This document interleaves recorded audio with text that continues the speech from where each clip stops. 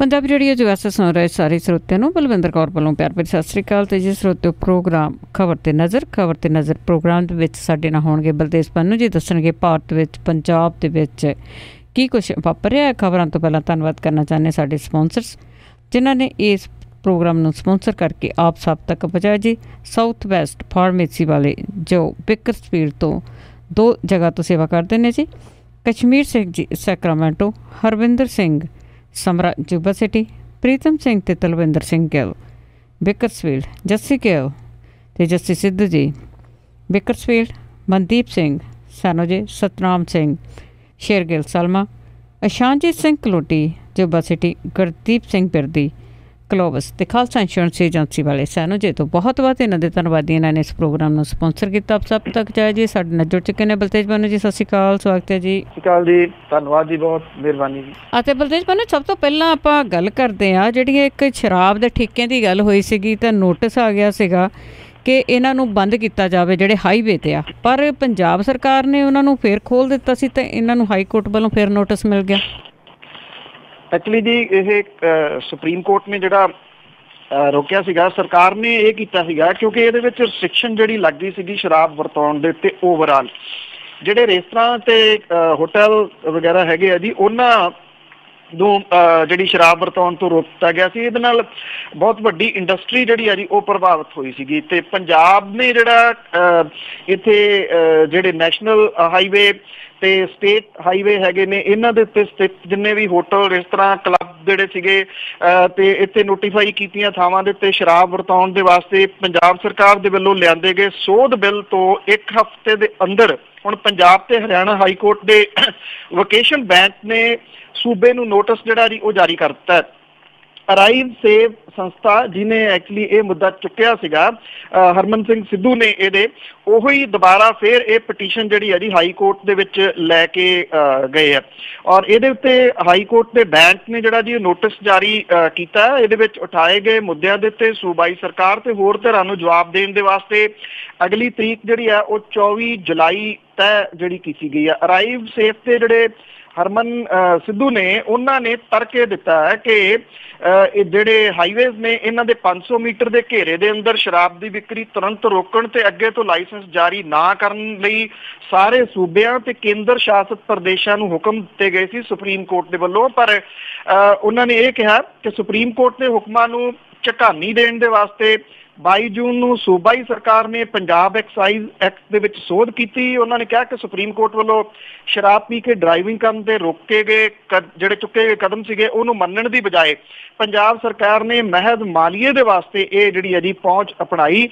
ਇਹ ਵੀ ਦੱਸਦੀਏ ਕਿ ਜਿੱਦਣ ਦਾ ਪੰਜਾਬ ਨੇ ਇਹ ਕੀਤਾ ਜੀ ਉਸ ਦਿਨ ਦੇ ਬਾਕੀ ਜਿਹੜੇ ਰਾਜ ਹੈ ਉਹ ਵੀ ਫੋਲੋ ਕਰ ਰਹੇ ਆ ਪੰਜਾਬ ਨੂੰ ਕਿ ਇਹ ਜਿਹੜਾ ਤਰੀਕਾ ਹੈ ਸਟੇਟ ਹਾਈਵੇ ਤੇ ਨੈਸ਼ਨਲ ਹਾਈਵੇ ਜਿਹੜਾ ਜੀ ਉਹਦੇ ਉੱਤੇ ਪੈਂਦੇ ਢਾਬਿਆਂ ਤੇ ਰੈਸਟੋਰੈਂਟਾਂ ਦੇ ਉੱਤੇ ਸ਼ਰਾਬ ਰੋਕਣ ਦਾ। ਪੰਜਾਬ ਸਰਕਾਰ ਨੇ ਇਹ ਕਿਹਾ ਸੀਗਾ ਕਿ ਠੇਕਿਆਂ ਵਾਲੀ ਗੱਲ ਅਸੀਂ ਮੰਨਦੇ ਹਾਂ ਕਿ ਠੇਕੇ ਚੁੱਕ ਦਿੱਤੇ, ਪਰ ਕਿਉਂਕਿ ਇਹ ਫਿਰ ਦੂਜਾ ਰੂਪ ਜਿਹੜਾ ਜੀ ਉਹਦਾ ਆ ਗਿਆ। ਠੇਕਿਆਂ ਵਾਲੇ ਜਿਹੜੇ ਰੇਹੜਿਆਂ ਦੇ ਉੱਤੇ ਜਾਂ ਆਟੋ ਦੇ ਉੱਤੇ ਹੋਕਾ ਦਿੰਦੇ ਫਿਰਦੇ ਆ ਪਿੰਡਾਂ ਦੇ ਵਿੱਚ, ਉਹਨਾਂ ਲਈ ਇੱਕ ਕਿਸਮ ਦੇ ਨਾਲ ਗੱਲ ਤਾਂ ਇਹੀ ਹੈ ਨਾ, ਜੇ ਠੇਕਾ ਬਣਾਉਣਾ ਜਾਂ ਇੱਕ ਰੈਸਟੋਰੈਂਟ ਜਿਹੜਾ ਜੀ ਉਹ ਬਣਾ ਲੈਣਗੇ ਫਿਰ। ਬਿਲਕੁਲ ਜੀ, ਇਸੇ ਤਰ੍ਹਾਂ ਹੀ ਹੋਊਗਾ। ਆਪਾਂ ਕੈਪਟਨ ਅਮਰਿੰਦਰ ਸਿੰਘ ਦੇ ਜੇ ਮੰਤਰੀ ਮੰਡਲ ਦੀ ਗੱਲ ਕਰੀਏ ਤਾਂ ਉਸ ਦੇ ਵਿੱਚ ਵੀ ਵਾਧੇ ਦੀਆਂ ਤਿਆਰੀਆਂ। ਬਿਲਕੁਲ ਜੀ, ਇਹਦੀ ਬਕਾਇਦਾ ਤੌਰ ਦੇ ਉੱਤੇ ਤਿਆਰੀ ਜਿਹੜੀ ਇਹਦੀ ਸ਼ੁਰੂ ਹੋ ਚੁੱਕੀ ਹੋਈ ਆ। 8 ਦੇ ਕਰੀਬ ਹੋਰ ਮੰਤਰੀ ਜਿਹੜੇ ਆ ਉਹ ਸ਼ਾਮਲ ਕੀਤੇ ਜਾਣ ਦੀ ਸੰਭਾਵਨਾ ਹੈ। ਕੈਪਟਨ ਅਮਰਿੰਦਰ ਸਿੰਘ ਹੋਰੀ ਜੁਲਾਈ ਦੇ ਪਹਿਲੇ ਹਫ਼ਤੇ ਦੇ ਅਖੀਰ ਦੇ ਵਿੱਚ ਕਾਂਗਰਸ ਦੇ ਜਿਹੜੇ ਮੀਤ ਪ੍ਰਧਾਨ ਨੇ ਰਾਹੁਲ ਗਾਂਧੀ ਹੋਰਾਂ ਦੇ ਨਾਲ ਮੀਟਿੰਗ ਕਰਨਗੇ ਜਿਹੜੇ ਇਹਨਾਂ ਦਿਨਾਂ ਦੇ ਵਿੱਚ ਕੰਟਰੀ ਤੋਂ ਬਾਹਰ ਨੇ ਔਰ ਵਜ਼ਾਰਤ ਦੇ ਵਿੱਚ ਸ਼ਾਮਲ ਕੀਤੇ ਜਾਣ ਵਾਲੇ ਮੰਤਰੀ ਜਿਹੜੇ ਨੇ ਉਹਨਾਂ ਤੋਂ ਹਰੀ ਝੰਡੀ ਉੱਥੋਂ ਜਿਹੜਾ ਉਹ ਦਿਵਾਉਣਗੇ। ਕੈਪਟਨ ਅਮਰਿੰਦਰ ਸਿੰਘ ਹੋਰਾਂ ਦੇ ਉੱਤੇ ਵਜ਼ਾਰਤ 'ਚ ਵਾਧਾ ਕਰਨ ਦਾ ਦਬਾਅ ਪੈ ਰਿਹਾ ਹੈ। ਕੰਮਕਾਜ ਜਿਹੜਾ ਜੀ ਉਹ ਵੀ ਪ੍ਰਭਾਵਿਤ ਹੋ ਰਿਹਾ, ਇਹ ਵੀ ਇੱਕ ਰਿਐਲਿਟੀ ਹੈ। ਬਹੁਤੇ ਜਿਹੜੇ ਅਹਿਮ ਮਹਿਕਮੇ ਨੇ ਉਹ ਕੈਪਟਨ ਅਮਰਿੰਦਰ ਸਿੰਘ ਹੋਰਾਂ ਨੇ ਆਪਣੇ ਕੋਲੇ ਰੱਖੇ ਹੋਏ ਨੇ ਜਿਹਦੇ ਕਰਕੇ ਉਹਨਾਂ ਦਾ ਜਿਹੜਾ ਕੰਮਕਾਰ ਦਾ ਕਰਨ ਦਾ ਤਰੀਕਾ ਇਸ ਵਾਰੀ ਬੜਾ ਢਿੱਲਾ, ਜਿਹਦੇ ਕਰਕੇ ਸਾਰੇ ਕੰਮਾਂ ਦੇ ਉੱਤੇ ਜਿਹੜਾ ਜੀ ਇਹਦਾ ਸਿੱਧਾ ਅਸਰ ਪੈ ਰਿਹਾ। ਇਹ ਕਿਹਾ ਜਾ ਰਿਹਾ ਜੀ ਕਿ ਇਹ ਜਿਹੜੇ ਚੀਫ ਪਾਰਲੀਮਾਨੀ ਸੈਕਟਰੀ ਨੇ ਉਹ ਵੀ ਬਣਾਏ ਜਾਣਗੇ, ਹਾਲਾਂਕਿ ਇਹਦੇ ਉੱਤੇ ਰੋਕ ਜਿਹੜੀ ਆ ਜੀ ਉਹ ਲੱਗੀ ਹੋਈ ਆ ਅਦਾਲਤ ਦੀ। ਵਜ਼ਾਰਤ ਦੇ ਵਿੱਚ ਜਿੰਨੇ ਮੰਤਰੀ ਹੋਣਗੇ ਉਹਨੇ ਚੀਫ ਪਾਰਲੀਮੈਂਟਰੀ ਸੈਕਟਰੀ ਵੀ ਬਣਾਏ ਜਾਣਗੇ। ਸਰਕਾਰ ਸ਼ਾਇਦ ਇਹ ਸਮਝਦੀ ਆ ਇੱਕ ਵਾਰੀ ਬਣਾ ਦਿਓ, ਮੁੜ ਕੇ ਦੇਖਾਂਗੇ ਅਦਾਲਤ ਦੇ ਵਿੱਚ ਕਿੰਨੀ ਦੇਰ, ਜਿੰਨੀ ਦੇਰ ਚੱਲਦਾ ਰਹੂਗਾ ਉਨੀ ਦੇਰ ਇਹਨਾਂ ਨੂੰ ਝੰਡੀ ਵਾਲੀਆਂ ਕਾਰਾਂ ਜਿਹੜੀਆਂ ਜੀ ਉਹ ਦੇ ਛੱਡੋ, ਖਜ਼ਾਨੇ ਤੇ ਬੋਝ ਜਿਹੜਾ ਉਹ ਪਾਈ ਰੱਖੋ। ਇਹ ਕਿਹਾ ਜਾ ਰਿਹਾ ਜੀ ਕਿ ਇਹ ਜਿਹੜਾ ਸੰਸਦੀ ਸਕੱਤਰ ਆ ਇਹਨੂੰ ਬਣਾਉਣ ਲਈ ਵਿਧਾਨ ਸਭਾ ਦੇ ਅਗਲੇ ਸੈਸ਼ਨ ਦੇ ਵਿੱਚ ਬਿੱਲ ਵੀ ਜਿਹੜਾ ਉਹ ਲਿਆਂਦਾ ਜਾ ਰਿਹਾ। ਜਿਹੜਾ ਇੱਕ ਦਲਿਤ ਵਿਧਾਇਕ ਦੇ ਵਿੱਚੋਂ ਮੰਤਰੀ ਲਿਆ ਜਾਊਗਾ, ਜਿਹਦੇ ਵਿੱਚ ਰਾਜ ਕੁਮਾਰ ਵੇਰਕਾ ਦਾ ਨਾਮ ਜਿਹੜਾ ਜੀ ਉਹ ਬੋਲ ਰਿਹਾ। ਇਸ ਤੋਂ ਇਲਾਵਾ ਰਾਜਾ ਵੜਿੰਗ, ਵਿਜੇਂਦਰ ਸਿੰਗਲਾ ਦਾ ਨਾਮ ਵੀ ਜਿਹੜਾ ਉਹ ਬੋਲ ਰਿਹਾ। ਦੁਆਬੇ ਦੇ ਵਿੱਚੋਂ ਹੁਣ ਤੱਕ ਸਿਰਫ ਰਾਣਾ ਗੁਰਜੀਤ ਸਿੰਘ ਹੁਰੀ ਨੇ, ਇਸ ਕਰਕੇ ਪ੍ਰਗਟ ਸਿੰਘ ਤੇ ਸੰਗਤ ਸਿੰਘ ਗਿਲਜੀਆਂ ਦਾ ਨਾਮ ਵੀ ਬੋਲ ਰਿਹਾ। ਵੈਸੇ ਗਿਲਜੀਆਂ ਦੀ ਜ਼ਿਆਦਾ ਸੰਭਾਵਨਾ ਜਿਹੜੀ ਹੈ ਜੀ ਉਹ ਦੱਸੀ ਦੀ ਆ। ਲੁਧਿਆਣੇ ਤੋਂ ਰਕੇਸ਼ ਪਾਂਡੇ ਔਰ ਸੁਰਿੰਦਰ ਡਾਵਰ ਜਿਹੜੇ ਆ ਜੀ ਉਹ ਵਜ਼ੀਰ ਬਣਨ ਦੀ ਕਤਾਰ ਦੇ ਵਿੱਚ ਨੇ। ਔਰ ਅਮਲੋਹ ਤੋਂ ਰਣਦੀਪ ਸਿੰਘ ਨਾਭਾ, ਗੁਰਦਾਸਪੁਰ ਤੋਂ ਸੁਖਜਿੰਦਰ ਸਿੰਘ ਰੰਧਾਵਾ ਨੂੰ ਵਜ਼ਾਰਤ ਦੇ ਵਿੱਚ ਜਿਹੜੀ ਆ ਜੀ ਉਹ ਜਗ੍ਹਾ ਮਿਲ ਸਕਦੀ ਆ। ਰਾਣਾ ਗੁਰਮੀਤ ਸਿੰਘ ਸੋਢੀ, ਸੁਰਜੀਤ ਧੀਮਾਨ ਤੇ ਹਰਦਿਆਲ ਕੰਬੋਜ ਵੀ ਇਸ ਲਾਈਨ ਦੇ ਵਿੱਚ ਜਿਹੜਾ ਜੀ ਉਹ ਹੈਗੇ ਨੇ। ਜਿਹੜੇ ਮੰਤਰੀ ਨਹੀਂ ਬਣ ਸਕਣਗੇ ਉਹਨਾਂ ਨੂੰ ਚੀਫ ਪਾਰਲੀਮਾਨੀ ਸੈਕਟਰੀ ਜਿਹੜਾ ਜੀ ਉਹ ਬਣਾਇਆ ਜਾਊਗਾ। ਜਿਵੇਂ ਦੱਸਿਆ ਗਿਆ ਕਿ ਜਿੰਨੇ ਮੰਤਰੀ ਹੋਣਗੇ ਓਨੇ ਚੀਫ ਪਾਰਲੀਮਾਨੀ ਸੈਕਟਰੀ ਜਿਹੜੇ ਆ ਉਹ ਲਾਏ ਜਾਣਗੇ। ਤੇ ਫਿਰ ਇਹਦੇ ਵਿੱਚ ਚੇਂਜ ਕੀ ਹੋਈ, ਬਰਨਾਲਾ ਤੇ ਉੱਥੇ ਦਾ ਉੱਥੇ ਹੀ ਆ ਜੀ। ਤੇ ਅੱਗੇ ਆਪਾਂ ਗੱਲ ਕਰੀਏ ਪੁਲਿਸ ਦੀ।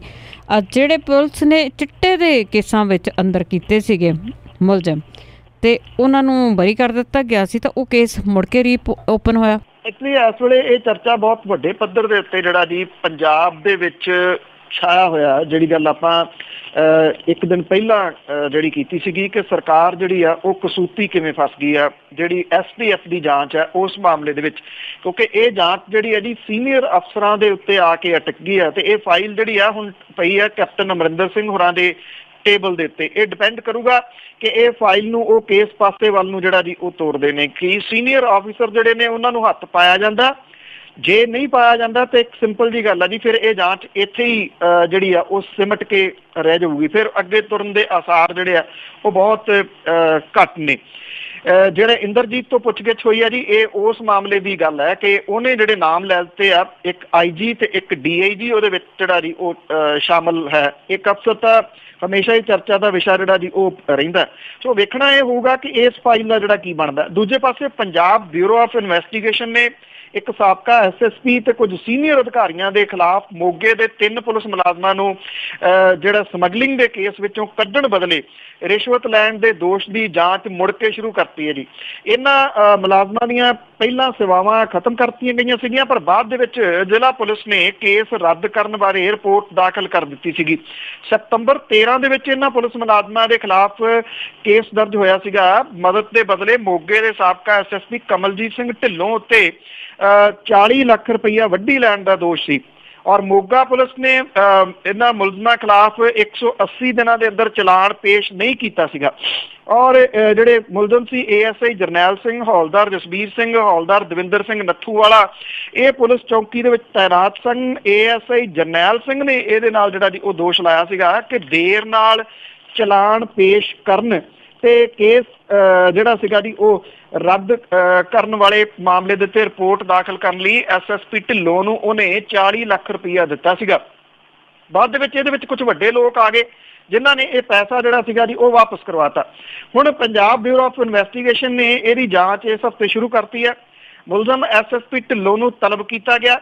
ਢਿੱਲੋਂ ਨੇ ਇਹ ਦੱਸਿਆ ਕਿ ਉਹ ਮੁਲਜ਼ਮ ਤਾਂ ਨਹੀਂ, ਪਰ ਕੇਸ ਦੇ ਵਿੱਚ ਅਸਲ ਤੱਥ ਲੱਭਣ ਦੇ ਵਿੱਚ ਜਿਹੜੀ ਪੰਜਾਬ ਬਿਊਰੋ ਆਫ ਇਨਵੈਸਟੀਗੇਸ਼ਨ ਆ ਉਹਦੀ ਉਹ ਮਦਦ ਕਰ ਰਹੇ ਨੇ।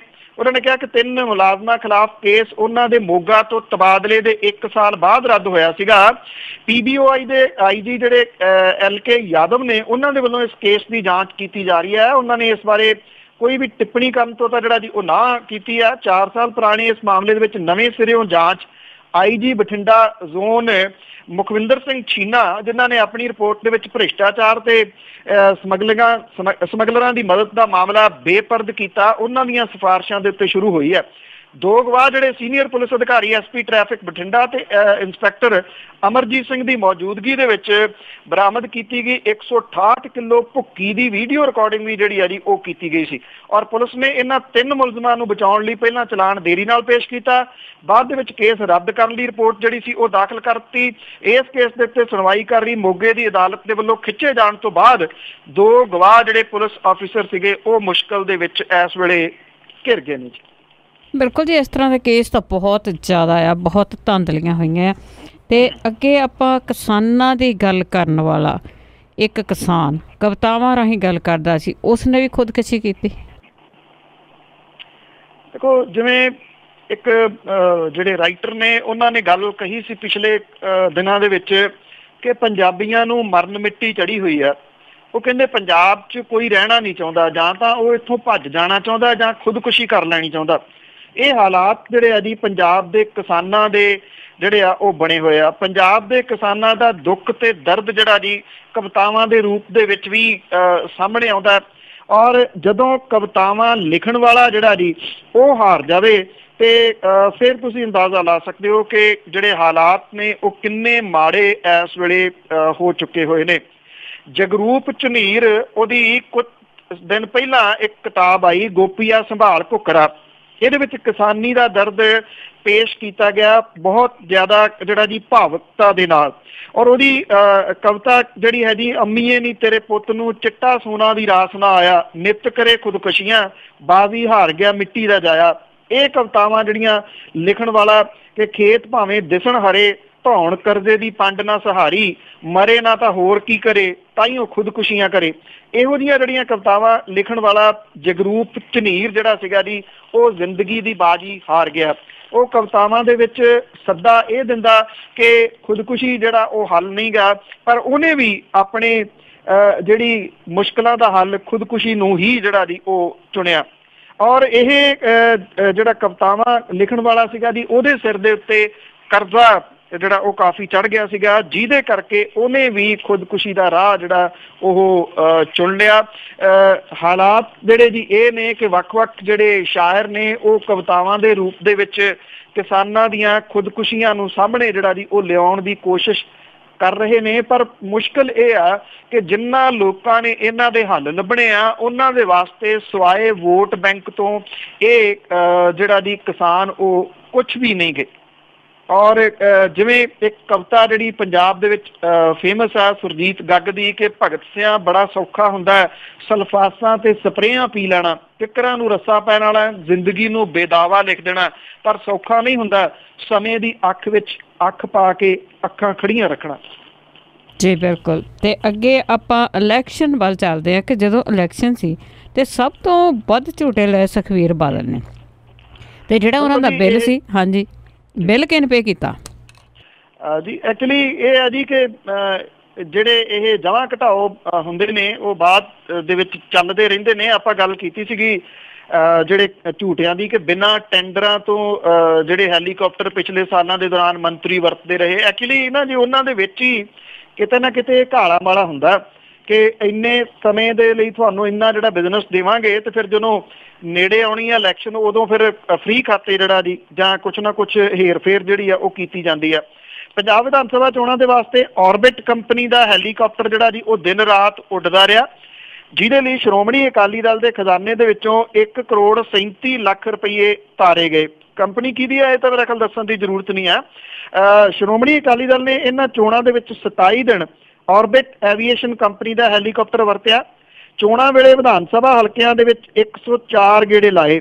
ਸ਼੍ਰੋਮਣੀ ਅਕਾਲੀ ਦਲ ਦੇ 40 ਸਟਾਰ ਪ੍ਰਚਾਰਕ ਐਲਾਨੇ ਗਏ ਸਨ, ਪਰ ਔਰਬਿਟ ਹੈਲੀਕਾਪਟਰ ਦੀ ਵਰਤੋਂ ਸਿਰਫ ਬਾਦਲ ਪਰਿਵਾਰ ਨੇ ਕੀਤੀ। 2 ਦਿਨ ਬਿਕਰਮ ਮਜੀਠੀਏ ਨੇ, 1 ਦਿਨ ਹਰਸਿਮਰਤ ਕੌਰ ਬਾਦਲ ਨੇ ਇਹਦੀ ਵਰਤੋਂ ਕੀਤੀ। 24 ਦਿਨ ਹੈਲੀਕਾਪਟਰ ਦੀ ਵਰਤੋਂ ਕੱਲੇ ਪਾਰਟੀ ਦੇ ਪ੍ਰਧਾਨ ਸੁਖਬੀਰ ਸਿੰਘ ਬਾਦਲ ਹੋਰਾਂ ਦੇ ਵੱਲੋਂ ਜਿਹੜੀ ਸੀ ਉਹ ਕੀਤੀ ਗਈ। ਜਿਹੜੀ ਰਿਟਰਨ ਭਰੀ ਗਈ ਆ ਉਹਦੇ ਵਿੱਚ ਅਕਾਲੀ ਦਲ ਨੇ ਚੋਣਾਂ ਦੇ ਉੱਤੇ 15 ਕਰੋੜ 67 ਲੱਖ ਰੁਪਈਆ ਖਰਚ ਕੀਤਾ। ਮੀਡੀਆ ਦੇ ਇਸ਼ਤਿਹਾਰਾਂ ਦੇ ਉੱਤੇ 8 ਕਰੋੜ 83 ਲੱਖ ਰੁਪਈਆ ਦਿੱਤਾ ਗਿਆ। ਇਕੱਲੇ ਪ੍ਰਿੰਟ ਮੀਡੀਆ ਨੂੰ 6 ਕਰੋੜ 63 ਲੱਖ ਰੁਪਈਏ ਦੇ ਇਸ਼ਤਿਹਾਰ ਦਿੱਤੇ ਗਏ। ਸੋਸ਼ਲ ਮੀਡੀਆ ਤੇ ਅਕਾਲੀ ਦਲ ਨੇ 1 ਕਰੋੜ 73 ਲੱਖ ਰੁਪਈਆ, ਪੋਸਟਰਾਂ, ਫਲੈਕਸਾਂ ਤੇ ਝੰਡਿਆਂ ਦੇ ਉੱਤੇ 4 ਕਰੋੜ 6 ਲੱਖ ਰੁਪਈਆ ਜਿਹੜਾ ਜੀ ਉਹ ਖਰਚ ਕੀਤਾ।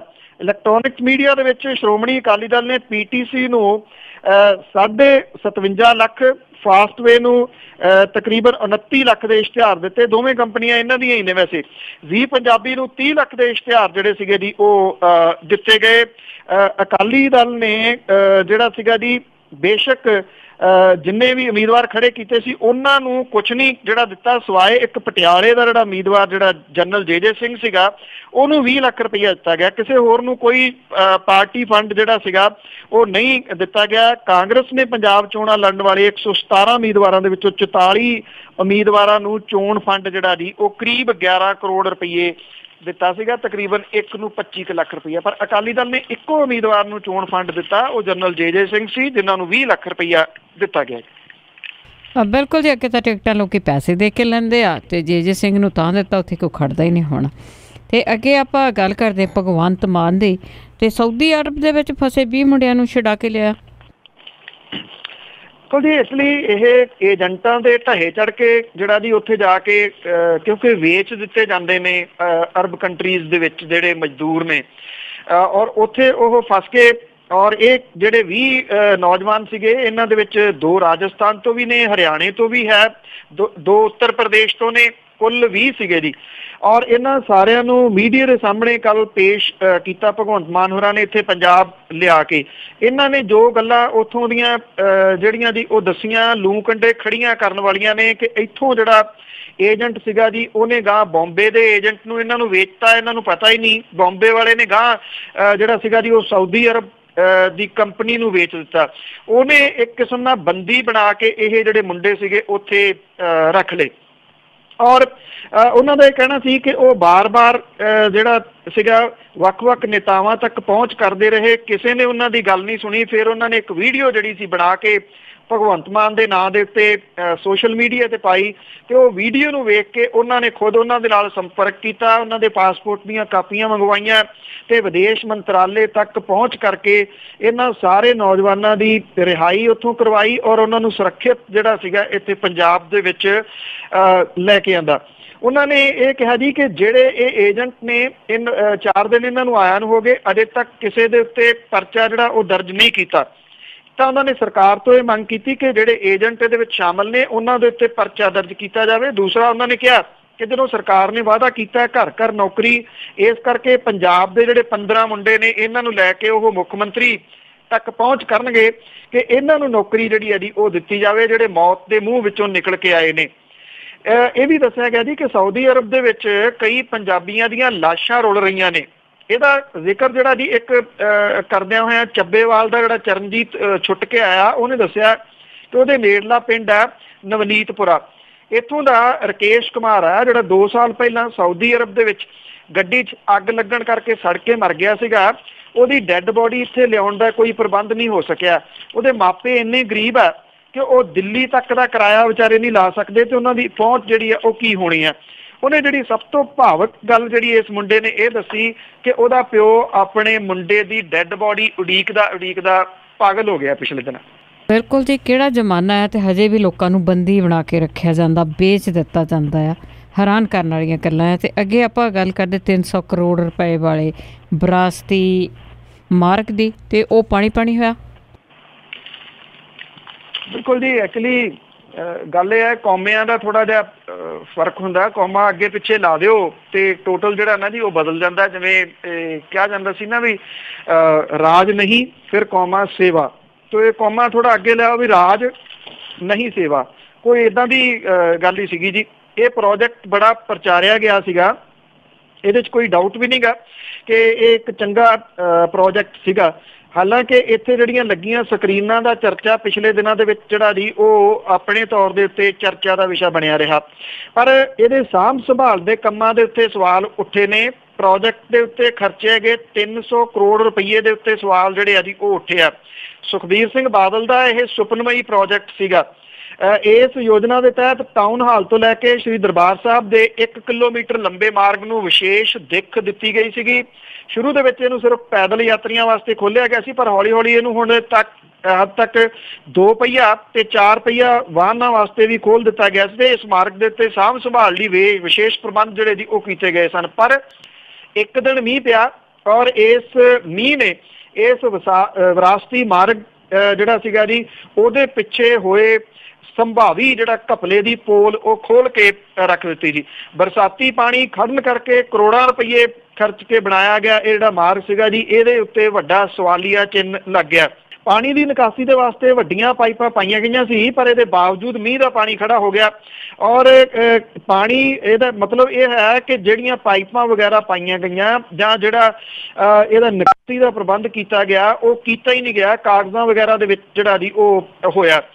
ਕਾਂਗਰਸੀ ਆਗੂ ਜਿਹੜੇ ਨੇ ਜੀ ਉਹ ਨਿਸ਼ਾਨਾ ਬਣਾ ਰਹੇ ਨੇ। ਉਹ ਕਹਿੰਦੇ ਕਿ ਜੇ ਕਾਂਗਰਸ ਨੇ ਇਹ ਬਣਾਇਆ ਹੁੰਦਾ ਤਾਂ ਸ਼੍ਰੋਮਣੀ ਗੁਰਦੁਆਰਾ ਪ੍ਰਬੰਧਕ ਕਮੇਟੀ ਨੇ ਹੁਣ ਨੂੰ ਅਸਮਾਨ ਸਿਰ ਤੇ ਚੁੱਕ ਲੈਣਾ ਸੀਗਾ।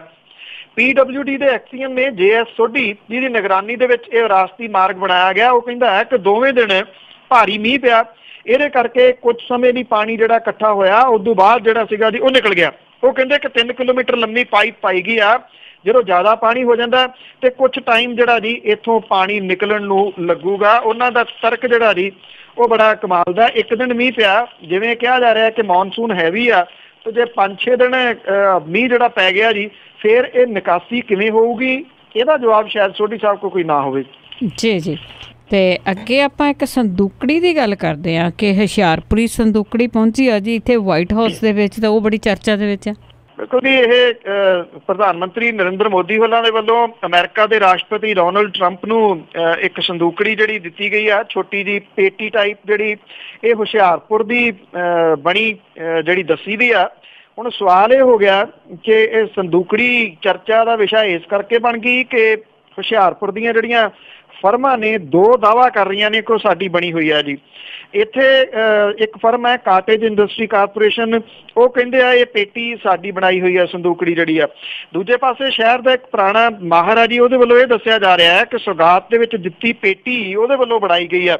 ਆਪਣੀ ਅਮਰੀਕਨ ਫੇਰੀ ਦੇ ਦੌਰਾਨ ਮੋਦੀ ਹੋਰਾਂ ਨੇ ਜਿਹੜੀ ਸੀਗੀ ਜੀ ਅਮਰੀਕਨ ਰਾਸ਼ਟਰਪਤੀ ਨੂੰ ਇਹ ਲੱਕੜ ਦਾ ਇੱਕ ਵਿਸ਼ੇਸ਼ ਬਕਸਾ ਜਿਹੜਾ ਸੰਦੂਕੜੀ ਟਾਈਪ ਗਹਿਣੇ ਵਗੈਰਾ ਰੱਖਣ ਨੂੰ ਹੁੰਦਾ ਇਹ ਭੇਟ ਕੀਤਾ ਸੀਗਾ। ਟਾਹਲੀ ਦੀ ਲੱਕੜ ਤੋਂ ਬਣਿਆ ਇਹ ਬਕਸੇ ਤੇ ਬਰੀਕੀ ਦੇ ਨਾਲ ਇਨਲੇ ਦਾ ਕੰਮ ਜਿਹੜਾ ਜੀ ਉਹ ਕੀਤਾ ਹੋਇਆ। ਇਹਦਾ ਜ਼ਿਕਰ ਜਿਹੜਾ ਜੀ ਮੀਡੀਆ ਦੇ ਵਿੱਚ ਵਾਵਾ ਹੋਇਆ ਔਰ ਇਨਲੇ ਧੰਦੇ ਦੇ ਨਾਲ ਜੁੜੇ ਜਿਹੜੇ ਕਾਰੀਗਰ ਨੇ ਉਹਨਾਂ ਦੇ ਵਿੱਚ ਖੁਸ਼ੀ ਦੀ ਲਹਿਰ ਜ਼ਰੂਰ ਪੈਦਾ ਹੋਈ ਕਿ ਇੰਟਰਨੈਸ਼ਨਲ ਲੈਵਲ ਦੇ ਉੱਤੇ ਇਹਦਾ ਜਿਹੜਾ ਜੀ ਉਹ ਚਰਚਾ ਹੋਇਆ। ਜਿੱਥੇ ਹੁਣ ਕਾਟੇਜ ਇੰਡਸਟਰੀ ਵੱਲੋਂ ਇਸ ਪੇਟੀ ਨੂੰ ਬਣਾਉਣ ਦਾ ਦਾਅਵਾ ਕੀਤਾ ਗਿਆ, ਉੱਥੇ ਸ਼ਹਿਰ ਦੇ ਪੁਰਾਣੇ ਕਾਰੀਗਰ ਰੂਪਨ ਮਠਾਰੂ ਆ, ਉਹਨੇ ਆਪਣੇ ਮੁੰਡੇ ਕਮਲਜੀਤ ਦੇ ਨਾਲ ਮਿਲ ਕੇ ਇਸ ਪੇਟੀ ਨੂੰ ਬਣਾਉਣ ਦੀ ਜਿਹੜੀ ਆ ਜੀ ਉਹ ਗੱਲ ਕਹੀ ਆ। ਕਾਟੇਜ ਇੰਡਸਟਰੀ ਦਾ ਜਿਹੜਾ MD ਆ ਮਧੂਸੂਦਨ ਜੈਨ, ਉਹ ਕਹਿੰਦਾ ਕਿ 3 ਮਹੀਨੇ ਪਹਿਲਾਂ ਉਹਨਾਂ ਨੂੰ central cottage industry corporation of India ਦੇ ਵੱਲੋਂ ਪ੍ਰਧਾਨ ਮੰਤਰੀ ਦਫ਼ਤਰ ਲਈ ਕੁਝ ਖਾਸ ਬਣਾਉਣ ਦੀ ਪੇਸ਼ਕਸ਼ ਕੀਤੀ ਗਈ ਸੀ। 2 ਮਹੀਨਿਆਂ ਦੀ ਮਿਹਨਤ ਤੋਂ ਬਾਅਦ ਇਹ ਜਿਹੜੀ ਸੰਦੂਕੜੀ ਬਣਾਈ ਗਈ, ਜਿਹਨੂੰ ਪ੍ਰਧਾਨ ਮੰਤਰੀ ਦਫ਼ਤਰ ਦੇ ਵੱਲੋਂ ਮਨਜ਼ੂਰ ਕੀਤਾ ਗਿਆ। ਉਹਨੇ ਦਾਅਵਾ ਇਹ ਵੀ ਕੀਤਾ ਕਿ ਇਹ ਸੰਦੂਕੜੀ ਪ੍ਰਧਾਨ ਮੰਤਰੀ ਨੇ ਅਮਰੀਕਾ ਦੇ ਰਾਸ਼ਟਰਪਤੀ ਨੂੰ ਭੇਂਟ ਜਿਹੜੀ ਆ ਜੀ ਉਹ ਕੀਤੀ ਆ ਔਰ ਉਹਨੇ ਇਹ ਵੀ ਦੱਸਿਆ ਕਿ ਕਾਰਪੋਰੇਸ਼ਨ ਵੱਲੋਂ ਬਕਾਇਦਾ ਤੌਰ ਦੇ ਉੱਤੇ ਇਹਦੀ ਪੁਸ਼ਟੀ ਜਿਹੜੀ ਆ ਜੀ ਉਹ ਕੀਤੀ ਗਈ ਸੀ। ਦੂਜੇ ਪਾਸੇ ਜਿਹੜਾ ਰੂਪਨ ਮਠਾਰੂ ਆ, ਉਹ ਇਹ ਕਹਿੰਦਾ ਹੈ ਕਿ ਉਹਨੇ ਇਹ ਪੇਟੀ ਸਖਤ ਮਿਹਨਤ ਦੇ ਨਾਲ ਤਿਆਰ ਕਰਕੇ ਕਾਰਪੋਰੇਸ਼ਨ ਨੂੰ ਭੇਜੀ ਸੀ। ਕਾਰਪੋਰੇਸ਼ਨ ਨੇ ਉਹਨਾਂ ਨੂੰ ਇਹ ਦੱਸਿਆ ਸੀਗਾ ਕਿ ਪ੍ਰਧਾਨ ਮੰਤਰੀ ਦਫ਼ਤਰ ਨੇ ਇਹ ਪੇਟੀ ਜਿਹੜੀ ਆ ਜੀ ਉਹ ਸਵੀਕਾਰ ਕਰ ਲਈ ਆ। ਸੋ ਜਦੋਂ ਦੇਖੋ ਇਹ ਦੋਨੋਂ ਜਾੜੇ ਜਿਹੜਾ ਜੀ ਉਹ ਦਾਅਵਾ ਤਾਂ ਕਰ ਰਹੇ ਨੇ, ਜਦੋਂ ਆਉਂਦੇ ਦਿਨਾਂ ਦੇ ਦੌਰਾਨ ਜਿਹੜੇ NRIs ਆਉਣਗੇ ਤੇ ਹੋ ਸਕਦਾ ਇਹਨਾਂ ਦੋਵਾਂ ਜਗ੍ਹਾ ਦੇ ਉੱਤੇ ਇਹ ਸੰਦੂਕੜੀ ਭੇਂਟ ਕਰਦੀਆਂ ਜਿਹੜੀਆਂ ਫੋਟੋਆਂ ਨੇ ਪ੍ਰਧਾਨ ਮੰਤਰੀ ਦੀਆਂ ਉਹ ਲੱਗੀਆਂ ਹੋਣਗੀਆਂ, ਕਿਉਂਕਿ ਦਾਅਵੇ ਜਿਹੜੇ ਆ ਜੀ ਉਹ ਜਾ ਰਹੇ ਆ ਵੀ ਸੰਦੂਕੜੀ ਸਾਡੀ ਆ, ਸੰਦੂਕੜੀ ਸਾਡੀ ਆ। ਬੱਲੇ ਬੱਲੇ ਵੈਸੇ ਪ੍ਰਧਾਨ ਮੰਤਰੀ ਕਰਾ ਗਏ ਜੀ। ਬਿਲਕੁਲ ਜੀ, ਇੱਦਾਂ ਦੀ ਸੰਦੂਕੜੀ ਤਾਂ ਮੇਰੇ ਕੋਲ ਵੀ ਆ। ਉੱਥੇ ਬਾਜ਼ਾਰ ਦੇ ਵਿੱਚੋਂ ਜਿੰਨੀਆਂ ਮਰਜ਼ੀ ਇਹ ਸੰਦੂਕੜੀਆਂ ਲੈ ਲਓ, ਇਸ ਤਰ੍ਹਾਂ ਦੀਆਂ ਸਿਮਿਲਰ ਹੀ ਬਣੀਆਂ ਪਈਆਂ ਆ। ਤੁਹਾਡਾ ਬਹੁਤ ਬਹੁਤ ਧੰਨਵਾਦ। ਮਿਹਰਬਾਨੀ ਜੀ, ਧੰਨਵਾਦ। ਸਤਿ ਸ਼੍ਰੀ ਅਕਾਲ ਜੀ। ਤੇ ਸਰੋਤੇ ਸਾਨੂੰ ਬਲਤੇਜ ਪੰਨੂ ਜੀ ਸਾਡੇ ਨਾਲ ਜੁੜਦੇ ਨੇ, ਦੱਸਦੇ ਨੇ ਕਿ ਖਬਰਾਂ ਦੇ ਪਿੱਛੇ ਕੀ ਹੁੰਦਾ ਆ। ਹੁਣ ਬਲਵਿੰਦਰ ਕੌਰ ਵੱਲੋਂ ਵੀ ਅਗਲੇ ਬੁਲਟਨ ਤੱਕ ਆਪ ਸਭ ਨੂੰ ਹੀ ਪਿਆਰ ਭਰੀ ਸਤਿ ਸ਼੍ਰੀ ਅਕਾਲ।